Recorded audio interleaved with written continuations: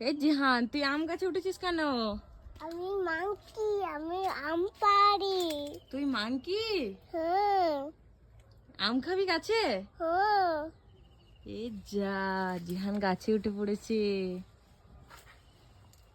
কটা আম পেরেছিস? দুটো। দুটো? এই মাংকির মতো আওয়াজ বেরোচ্ছে তো।